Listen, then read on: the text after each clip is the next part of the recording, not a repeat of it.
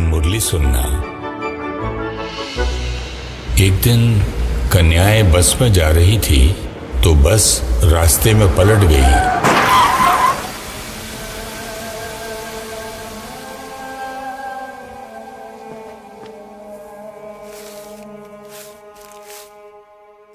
मैं शक्तिशाली आत्मा हूँ। लोगों को आश्चर्य था कि छोटी छोटी कन्याएं भी रो नहीं रही, चेहरे पर दुख के चिन्ह भी नहीं।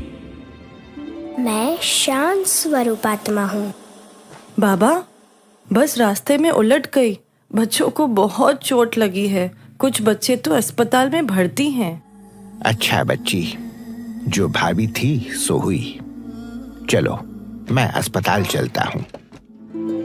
इतनी चोटें लगी हैं, फिर भी ये बच्चे ऐसे हैं जैसे कि कुछ हुआ ही नहीं। इन्हें तो इंजेक्शन की सुई भी रुई लगती है। चेहरे पर कोई शिकन नहीं। एक तो नहीं, ये सारे ही ऐसे हैं। ये जरूर कोई अभ्यास करते हैं।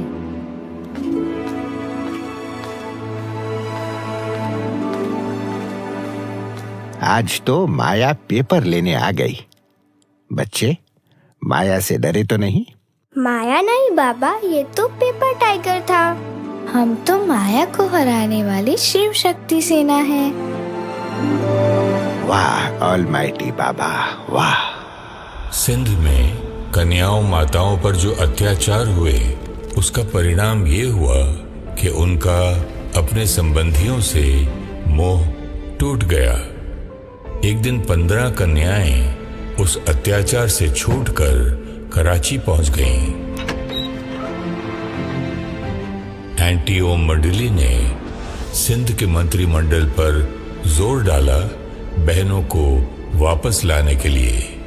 समाचार पत्रों के संपादकों पर दबाव डाला और सहवास अधिकार अर्थात काम विकार के अधिकार के लिए मुकदमे शुरू कर दिए। ऐसे समय के लिए ही आप बच्चे कहते हो, यदा यदा ही धर्मस्य ग्लानिर्भवति भारत अभ्युत्थानम अधर्मस्य तदात्मानं सृजाम्यहम्। लेकिन आप जानते नहीं कि मैं निराकार परमात्मा इस समय अवतरित होकर धर्म की पुनर्स्थापना कर रहा हूं।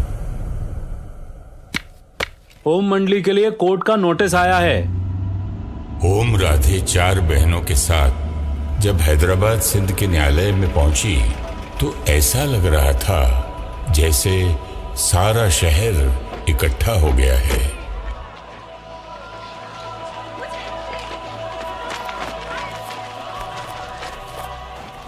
अरे ये कहां से आ गई?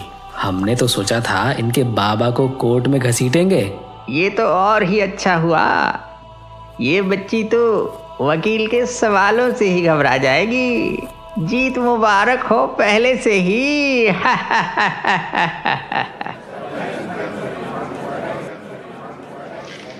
देखो देखो, वो आ गए, देखो। ऑर्डर ऑर्डर, आज की कार्यवाही शुरू की जाए। ओम राधे हाजिर हो।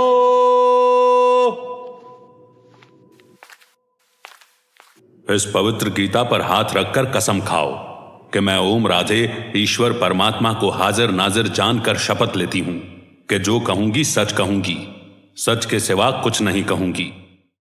जज साहब, मैं भगवान को तो इन नेत्रों से नहीं देख सकती, तब भला मैं ये झूठी कसम कैसे लूं कि मैं भगवान को हाजिर नाजिर देखती हूं। अगर आप कहें तो मैं ये कसम उठा सकती हूं कि मैं आप आत्मा को जज साहब के रूप में हाजिर नाजिर देखकर जो कुछ बोलूंगी सच बोलूंगी। क्या कह रही है ये बच्ची? पता नहीं। अरे रुको, सुनने तो दो। मैं कोई भगवान थोड़े ही हूं कि आप मेरी कसम उठाएंगी। भगवान के नाम पर कसम उठाना यह इस कोर्ट का लॉ है। जज साहब, आप स्वयं ही कहते हैं कि सच बोलो। मैं यहाँ ईश्वर को हाजिर नाजिर नहीं देखती, बल्कि यही देखती हूँ कि आज हर एक के मन में काम, क्रोध आदि विकार ही भरे हुए हैं, तो फिर मैं झूठी कसम कैसे लूं? यह कोर्ट है, सत्संग नहीं। यहां कानून चलता है।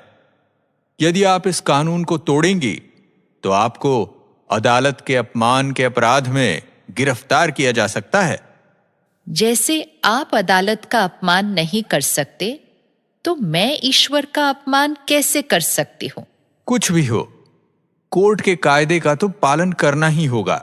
जज साहब, मैं किसी भी हालत में झूठी कसम नहीं खा सकती।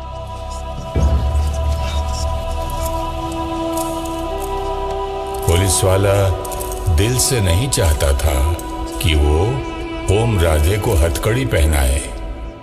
इतने में जज ने उसे रोक दिया। अच्छा ठीक है, आप वकील साहब के सवालों का सही सही उत्तर देती जाओ। क्या ये सच है कि ओम मंडली में घर बार रिश्ते नाते छोड़ने को कहा जाता है? जी नहीं, परमात्मा हमें विकारों को छोड़ने की शिक्षा देते हैं, न कि घर छोड़ने की। तो फिर लोग घर क्यों छोड़ रहे हैं? ओम मंडली में सिर्फ बाबा और कुछ परिवार अपनी इच्छा से रहते हैं। बाकी सब अपने घर में रहते हुए रोज ज्ञान सुनने आते हैं। हम कन्याएं अपने परिवार से अनुमति पत्र लेकर आई हैं। इतना रोकने पर भी आप सब घर बार छोड़ ओम मंडली में क्यों चली गईं? जब पुरुष घर बार छोड़ संन्यास लेते हैं तो उन पर मुकदमा क्यों नहीं होता है? जज साहब, ज्ञान अमृत पीने के कार्य में संबंधियों की ओर से हमारे मार्ग में जो रुकावटें पड़ती हैं तथा वो माताओं पर जो अत्याचार करते हैं, उसी के परिणाम स्वरूप कुछ माताएं ओम मंडली में आ गई। ऐसी कई माताएं हैं जो घर से बाहर भी नहीं जाती थीं, पति को परमेश्वर मानती थीं। वो उनको छोड़कर क्यों चली गईं? जज साहब, यदि पति परमेश्वर है तो पत्नी उसकी परमेश्वरी हुई ना। यदि पत्नी हाथ जोड़कर पवित्रता की भीख मांगती है तो उसे मारा पीटा जाता है। क्या पत्नी सिर्फ पति के भोग विलास के लिए है? यहाँ पति के अधिकार की बात हो रही है। जज साहब, नारी के भी कुछ अधिकार होते हैं। अगर सरकार उनकी सुरक्षा की जिम्मेवारी ले, उन्हें पवित्र जीवन जीने की स्वतंत्रता दिलाए, तो आज ही वो वापस चली जाएंगी। इस बात को हल करने से पहले तो ये फैसला हो कि कॉन्जुगल राइट्स है क्या? श्रीमद् भगवत गीता में कहा गया है कि काम महाशत्रु है। इसको आप अधिकार कहते हैं? भारतीय सभ्यता में तो ब्रह्मचर्य पर बल दिया गया है। क्या अधिकार और अपराध में कोई फर्क नहीं रह गया? ये पतित काम हम नहीं करेंगे। यहाँ कानून की बात हो रही है और ये शास्त्रों की बात कर रही हैं। माय लॉर्ड, अब तक तो मैं सुनता रहा। अब आपकी इजाजत से कुछ कहना चाहता हूं। इजाजत है? ओम राधे कह रही हैं कि यह पति पत्नी की स्व इच्छा की बात है, परंतु यदि उनमें से एक न चाहे तो उसे पति का अधिकार कैसे माना जा सकता है? दोनों के अधिकार तो बराबर हैं। मुझे और कुछ नहीं कहना है। That is all your honour.